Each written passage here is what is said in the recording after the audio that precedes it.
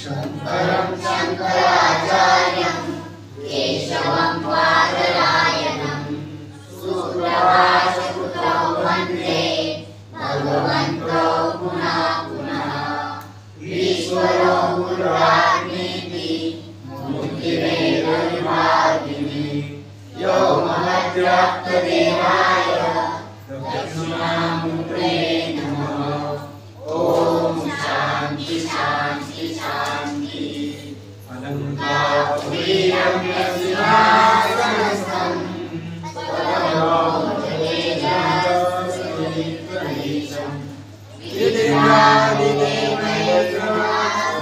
स्तूयमानं समाधिस्थमूर्तिं भजेनामदेवं समाधिस्थमूर्तिं भजेनामदेवं। पुंडरीकवरदार विठ्ठल श्री ज्ञानदेव तुकाराम पंढरीनाथ भगवान की जय। माऊली ज्ञानेश्वर महाराज की जय। जगद्गुरु तुकाराम महाराज की जय। संत सावता महाराज की जय। शांति ब्रह्म एकनाथ महाराज की जय। हनुमान जी भगवान की जय। समर्था श्री इंद्राणी माता की जय। ओम नमः पार्वती पतये हर हर महादेव। हरि शरण हरि शरण।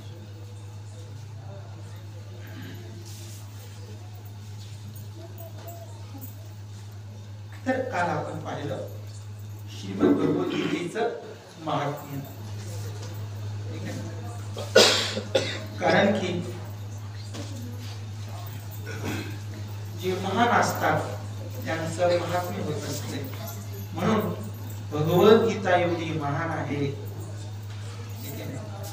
दानोबाला म्हणतात जयाच्या निश्वासी जन्म झाले वेदराशी, तो सत्य प्रतिज्ञ पैजेसी बोलिला सुमुखे। भगवंताच्या श्वासापासून वेदांची उत्पत्ती आहे, परंतु भगवंताच्या मुखारविंदातून श्रीमद भगवद्गीतेची उत्पत्ती आहे। म्हणून या भगवद्गीतेचं फार मोठं महात्म्य आहे। तिसरा श्लोक पहा। मला मला मलनी मलनिर्मोचनम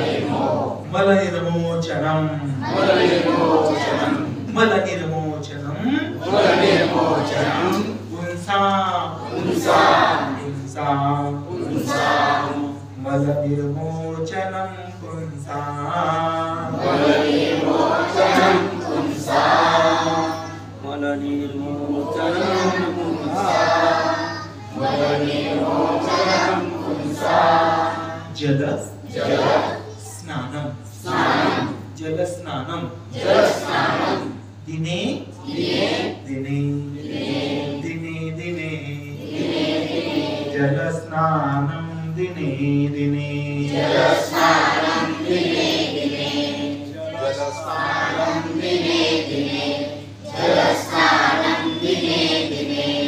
सकृद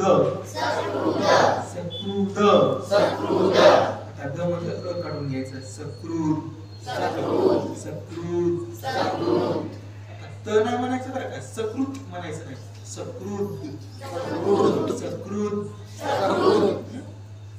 गीता गीतांबसी सकृत गीतांबसी स्नानम सकृत गीतांबसी स्नानम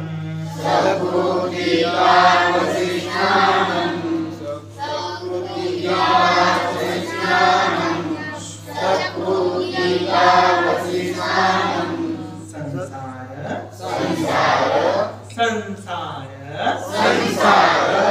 मल नाशनम संसार मल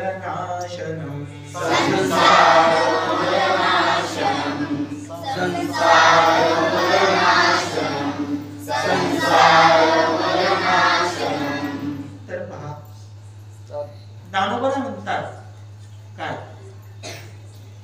तीर्थे बाह्य शाळे कर्मे अभ्यंतर उजळे. मनुष्याला शरीर जर पवित्र करायचं असेल, शरीर जर स्वच्छ करायचं असेल, तर त्याला कशाची गरज आहे? पाण्याची गरज आहे. ठीक आहे. पुंसा पुरुषांकरता, मावल्यांकरता पुंसाम जलस्नाने दिने दिने म्हणजे रोज रोज. दिने म्हणजे दिवसा, दिने दिने म्हणजे दररोज. पुंसाम दिने दिने जलस्नान. मनुष्यानं जर दिवसा प्रत्येक दिवशी जर त्यानं जर स्नान जर केलं तर काय होते? मल म्हणजे मळ, मल निर्मोचन. त्याचा मळ शरीराचा निघून जातो. दररोज जर चिपळून घातलं, सुंदर जर आयुर्वेदिक साबण जर लावली तर त्याचा मळ निघून जातो. आणखी कोणाला जर शरीर पवित्र करायचं असेल तर त्यानं गोमय स्नान करायला पाहिजे. मल निर्मोचन. मोचन म्हणजे निघून जाणं, निर्मोचन म्हणजे अंगावर मळच न राहणं. साबणानं अंग स्वच्छ होते पण पवित्र होत नाही. काय? साबण किती जरी भारीची असली, अंग स्वच्छ होते पण पवित्र होत नाही. अंग पवित्र होण्याचं साधन काय आहे? काय? गायीच्या शेणाने स्नान करणे. ठीक आहे. तर त्या ठिकाणी भगवान म्हणतात मनुष्याने दररोज केलेलं स्नान त्याच्या मनाचं क्षालन होतंय. परंतु दररोज स्नान केलं तर बरं. तुम्ही म्हणतात नाही 8 दिवसाला एकदा स्नान करू, तसं नाही. दररोज स्नान करायला पाहिजे. ठीक आहे. आपल्या हिंदू संस्कृतीमध्ये दररोज स्नानाला महत्व आहे. ठीक आहे. परंतु गोष्ट अशी आहे की शरीरावरला मळ निघून गेल्यानंतर तेवढ्याला भागत नाही. मग स्वागत आहे लेकराचं. सगळ्याच्या मागून आले स्वागत. छान.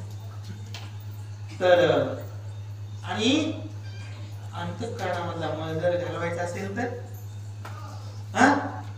भगवान म्हणतात सकृत. ठीक आहे. सकृत म्हणजे फक्त एकदा. सकृत म्हणजे एकदा. गीता आंब म्हणजे पाणी. गीता आंबसी. गीता रूपी पाण्यामध्ये, गीता रूपी तीर्थामध्ये एकदा स्नान केलं तर सकृत गीता आंबसी सकृत स्नानम. श्रीमद भगवत गीता रूपी गंगेमध्ये जर एकदा जर स्नान केलं तर संसार मदनाशनम. जन्म मरूपी संसार हा मळ आहे. या मळाला संपूर्ण नाश करण्याचं सामर्थ्य कशामध्ये आहे? तर या श्रीमद भगवत गीतेमध्ये आहे. का बरं शिकवून आहे? 11व्या अध्यायामध्ये म्हणतात, अर्जुन म्हणतो विश्वरूप दर्शन पाहत असताना देवा एत सूर नर सिद्ध किन्नर किंबहुना चराचर तुझ देखोनी हर्ष निर्भर नमस्कारित असते. देवा मोठमोठे शूर गंधर्व देवता लोक तुला नमस्कार करत आहेत. बघा म्हणले हे वाईट असणारे कौरव तुला नमस्कार करीत झाले. किती कमाल आहे बरं. तसं म्हणतात या भगवद्गीते रूपेमध्ये, या भगवत गंगेमध्ये जर एकदा जर स्नान जर केलं संसार मदनाशन, जन्म म्हणून संसाराचा भक्ताचा नाश होतो. भक्ताच्या जन्मरूपी संसाराचा नाश होतो. मल निर्मोचनम पुंसा. मल निर्मोचनम पुंसा. मल निर्मोचनम पुंसा. मल निर्मोचनम पुंसा. जल स्नानम दिने दिने. जल स्नानम दिने दिने. सकृत गीतांबसी स्नानम. सकृत गीतांबसी स्नानम. सकृत गीतांबसी स्नानम. सकृत गीतांबसी स्नानम. संसार संसारमलनाशनम्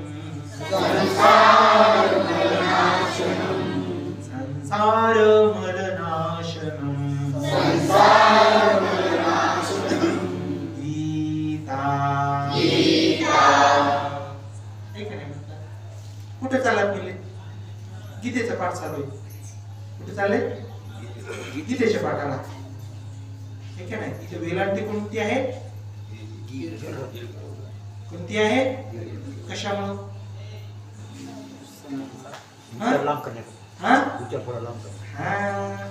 कशी दिसती म्हणून? कशी दिसती म्हणून दीर्घ आहे. काकाने सांगितले बरोबर आहे. 2 चुटक्या वाजेपर्यंत. ठीक आहे ना. गीता गीता. ठीक आहे ना. ही वेलांटी गच्या पाठी मागून आहे म्हणून दीर्घ आहे. हे पण त्याचं उत्तर आहे. जी वेलांटी वर्णाच्या समोरून असते तिला काय म्हणावं? ह्रस्व वेलांटी. जी पाठीमागून असते तिला दीर्घ वेलांटी. मग गीतेचा पाठ नाही म्हणायचं. ठीक आहे. श्रीमद भगवद्गीतेचा काय म्हणायचं? गीता पाठ. गीता पाठ नाही, गीता पाठ. काय म्हणायचं? गीता पाठ. गीता सुगीता कर्तव्या गीता सुगीता कर्तव्या.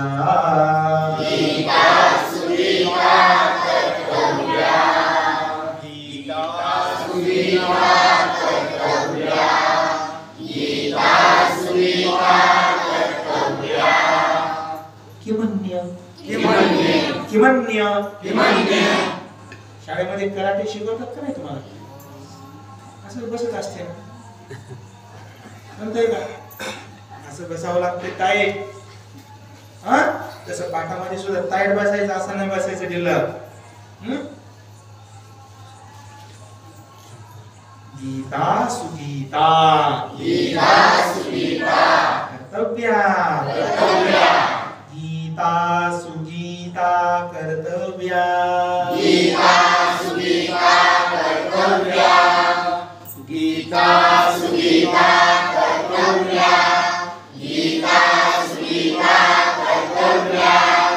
किमन्ये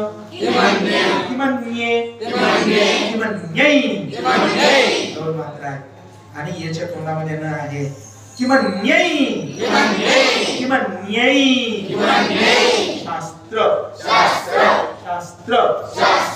विस्तर विस्तरे विस्तरैहि.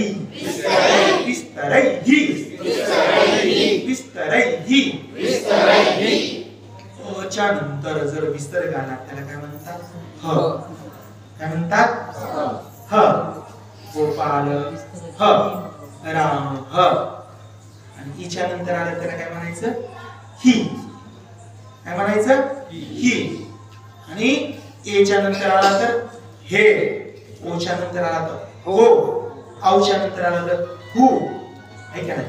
आणि ऐच्या नंतर आला तरी त्याला काय म्हणायचं? तरी त्याला काय म्हणायचं? ही. विस्तरैहि. शास्त्र विस्तरैहि. किमन्ये शास्त्र विस्तरैहि.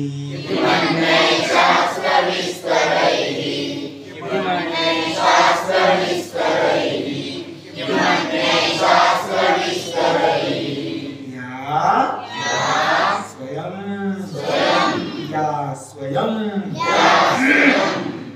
पद्म नाभ नाभस्य पद्मनाभस्य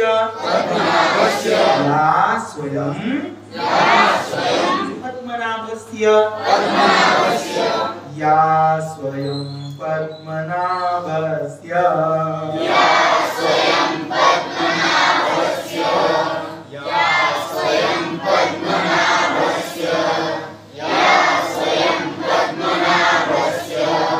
मुख पद्मा मुखपद्मा मुखपद्मा द्वि द्वि द्विनी द्विनी मुखपद्मा द्विनी मुखपद्मा द्विनी श्रुता श्रुता मुखपद्मा द्विनी श्रुता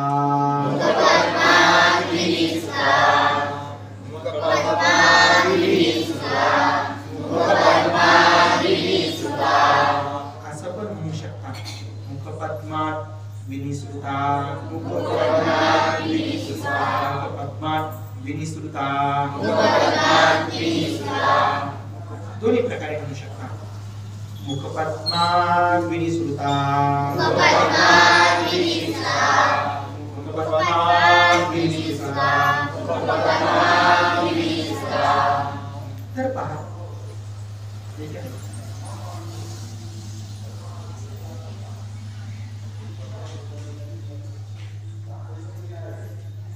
दानोबाला म्हणतात धर्मपत्नी अंगडी काय दृष्टांत देतात दानोबाला आपली पत्नी भोळी जरी असली आपली पत्नी वेडी जरी असली तरी ती आपल्याकरिता लक्ष्मी आहे काय आहे लक्ष्मी आहे आपली आई काळी जरी असली आपली आई भोळी जरी असली परंतु ती आपली आई आहे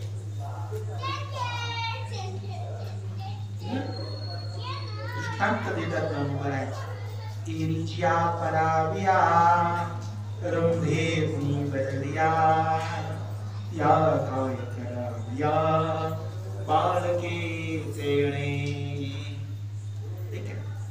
दुसऱ्याची आई रंभा उर्वशी सारखी सुंदर दिसती परंतु त्या लेकराला दुसऱ्याची आई काय कामाची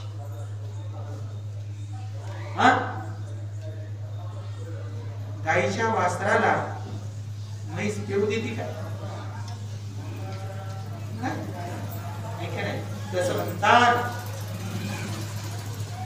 ज्या बालकाला स्तनपान करायचं असेल त्याला आपल्याच आईची गरज आहे दुसऱ्याच्या आईची गरज आहे का नाही म्हणून त्या किती जरी सुंदर असल्या तर बालकासाठी त्याचा काहीच फायदा नाही मग त्याच्यासाठी त्याचीच आई आहे ठीक आहे नाही आणि आपलं घर जर म्हणतात काशी त्या ठिकाणी आळंदी पंढरपूर ऋषिकेश हरिद्वार जर बनवायचं असेल तर आपल्या पत्नीचा आदर आपणच करायचा आपल्या आई वडिलांचा आदर आपणच करायचा का बरं घरची लक्ष्मी जर प्रसन्न जर असेल तर लक्ष्मी माता घरामध्ये येत असते ठीक आहे घरामधल्या स्त्रिया जर प्रसन्न जर असतील तर घरामध्ये लक्ष्मीचा वास असतो आणि घरामधल्या स्त्रिया जर नाराज असतील रुसलेल्या असतील तर त्या घरामध्ये शांतता मग एखाद्या व्यक्तीची पत्नी वडील जरी असेल तरी म्हणतात त्याला धरून पत्नी सुपत्नी कर्तव्या एकदा पाणी ग्रहण केलं तुम्ही मग आता शेवटला द्यायचं बरोबर आहे ना परंतु एखाद्या लेकराची आई जर त्या ठिकाणी सुंदर असेल गुणवती असेल तर त्याला काही गरज आहे का म्हणतात दुसऱ्याच्या आईच्या पाया पडायची नाही मग त्याला काय म्हणावं आई सुआई कर्तव्या ऐक नाही आपल्या आईला सुआई बनवायचं लेकराला सर्वात वाईट कोण वाटतंय आई कोण वाटतंय आई कशामुळे दात घासते चहा पिऊ देत नाही आया म्हणतात चहा करून देतात लेकराला हुशार आई लेकराला चहा करून देत का कारण तिला माहितीये इंद्रजांनी दिलेली सप्रेम भेटे माझ्या लेकराला तरी देऊ म्हणून आई सुआई कर्तव्या आपल्याच आईला सु आई बनवायचं. थोडी जरी असेल तरी आई सु आई कर्तव्या, हे की नाही. आपली गाय थोडी जरी असेल तर आपल्या गायला चालून आणायचं, हे की नाही. गौ सुगौ कर्तव्या, हे की नाही. म्हणून त्याच्याकरता भगवान म्हणतात गीता सुगीता कर्तव्या, हे की नाही. भगवंताची जी गीता आहे, गीता म्हणजे गाणं. आता गाणे किती आवडतात माणसाला, हा? देखले किती छान गाणे म्हणते. तुला किती गाणे पाठ आहेत? असते तर त्याच्याकरता तुम्हाला गाणं म्हणायचं असेल तर हे गाणं, त्याला लय गाणे म्हणून वाटत असेल ना तर हे गाणं म्हणायचं. का? हे देवाचं गाणं आहे. हे गाणं म्हटल्यानंतर पुण्य प्राप्त होत आहे. म्हणून गीता सुगीता कर्तव्या, गीता म्हणजे भगवंताचं गाणं. या गाण्याला सुगाणं बनवायचं, आपलं रात्रंदिवस याचं गायन करायचं. बरं का बरं? कारण की या ठिकाणी व्यास भगवान म्हणतात किम अन्यैहि शास्त्रैहि, अन्यैहि शास्त्रैहि किम,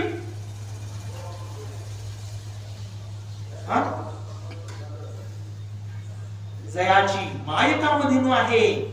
दानोबा म्हणतात जयाची माय कामधेनू आहे, तयाची अप्राप्य काही आहे.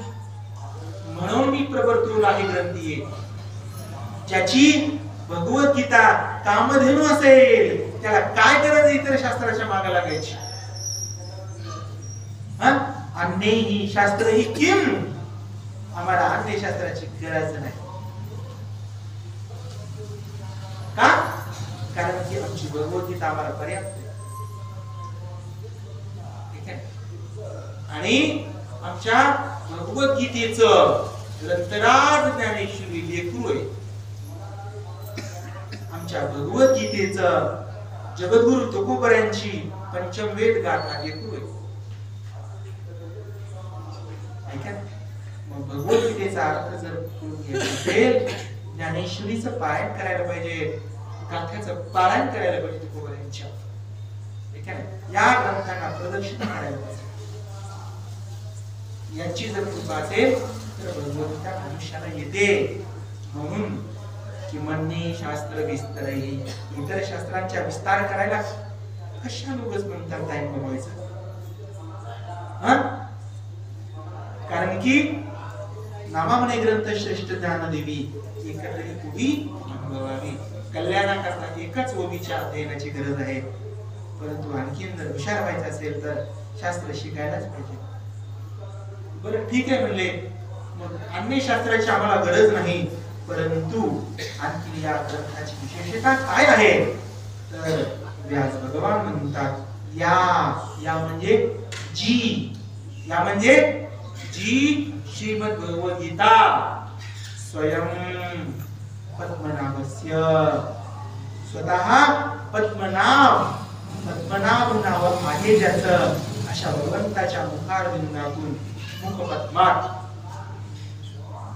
किती कमाल आहे बरं. परमात्मा जेव्हा समुद्रामध्ये शयन करू लागले तर भगवंताच्या नाभीतून बेबीतून कमळाचं फुलवरी आलं आणि त्या कमळाच्या फुलातून ब्रह्माजीचा जन्म झाला. ज्याच्या नाभीमधून त्या ठिकाणी कमळ निघालं, त्या कमलातून ब्रह्माजीचा जन्म झाला. तेव्हापासून भगवान नारायणाचं नाव, भगवान विष्णूचं नाव पद्मनाभ असं पडलं.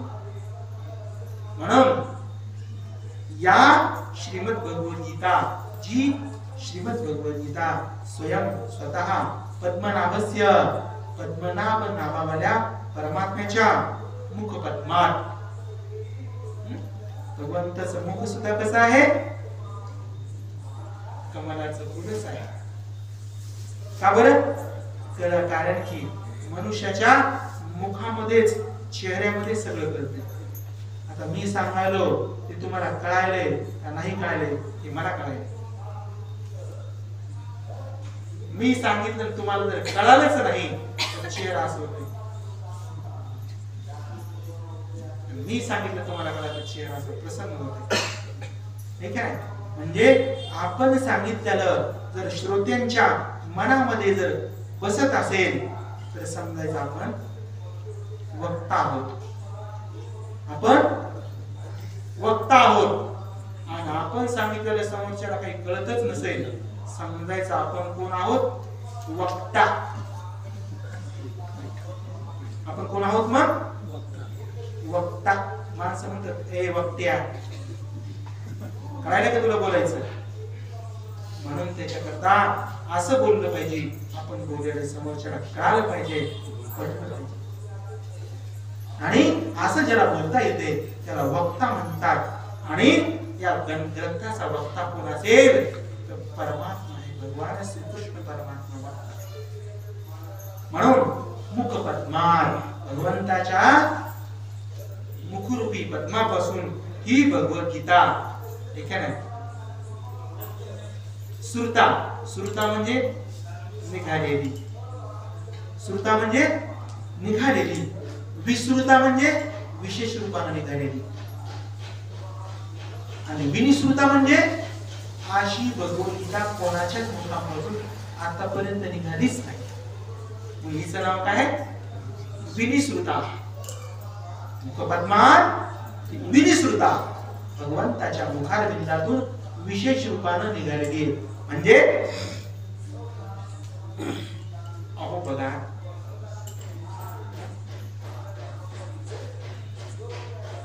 हेरीत पाप ताप पोखीत तिरीचे पादप, समुद्रा जाय आप गंगेचे जैसे. माझे दानोबर म्हणतात काय, स्नान जर केलं गंगेमध्ये तर कोणाला ताप आलेला निघून जातो, कोणाच्या शरीरात पाप निघून जाते. आणि जाता जाता पीडित पाप ताप, लोकांचे पाप आणि ताप काढून टाकते. पोखीत तिरीचे पादप, तीर म्हणजे इकडच्या तीरावरचे, तिकडच्या तीरावरचे झाड बी काय करते, लहानाचं मोठं करते. कोण? गंगा. पोखीत तिरीचे पादप, समुद्रा जाय आप गंगेचे जैसे. ज्याप्रमाणे समुद्राला पाणी चाललेलं आहे परंतु तीरावरचे वृक्ष त्या ठिकाणी पुष्ट होत आहेत आणि स्नान करणाऱ्याचे पाप ताप नष्ट होत आहेत. असं म्हणतात ज्या साधूचं चलन असं आहे की त्याच्या मुखापासून, मुखामधून निघालेले शब्द जगाचं कल्याण करत आहेत. त्याच्या सहवासातले लोक पवित्र होत आहेत. असं साधूचं जीवन पाहिजे. हे जीवन कोणाचं आहे? ज्ञानोबरायांचं, तुकोबरायांचं आहे, संत बाबा, संत सावता बाबांचं आहे, गुरुबा काकांचं आहे, चोखा मेळा संतांचा आहे, गुरुबा काकांचा आहे, संत रोहिदासांचा आहे. म्हणून मुखपद्मात विनिसुता हा भगवंताच्या मुखारविंदातून निघालेली ही श्रीमद भगवद्गीता आहे. मग ही भगवद्गीता जर आपल्या मुखामध्ये जर असेल तर समजायचं आपल्यावर आपण आहोत. गीता सुगीता कर्तव्या,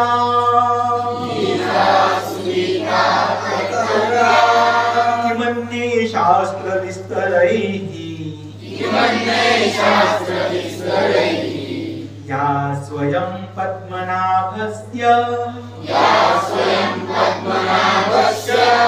मुखपद्मात् विनिसृता, मुखपद्मात् विनिसृता.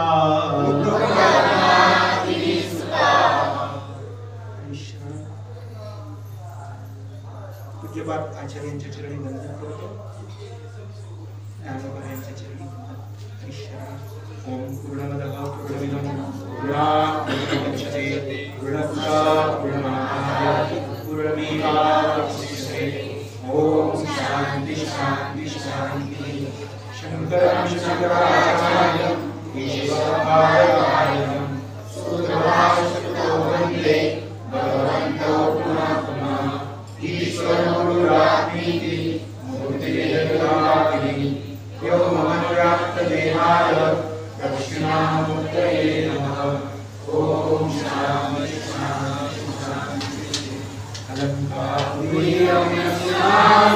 परामोदतेजस्वरिप्रदेशं विदेहादेवैकसूर्यमानं समायिषि सौमिं प्रयत्नादेव समायिषि सौमिं प्रयत्नादेव हरिपुराणित श्रीनादेवका पंढरीनाथ भगवान की जय मौली ज्ञानेश्वर महाराज की जय जगद्गुरु तुकाराम महाराज की जय संत सावता महाराज की जय शांति ब्रह्म एकनाथ महाराज की जय समर्था श्री इंद्राणी माता की जय ओम नमः पार्वती पतये हर हर महादेव।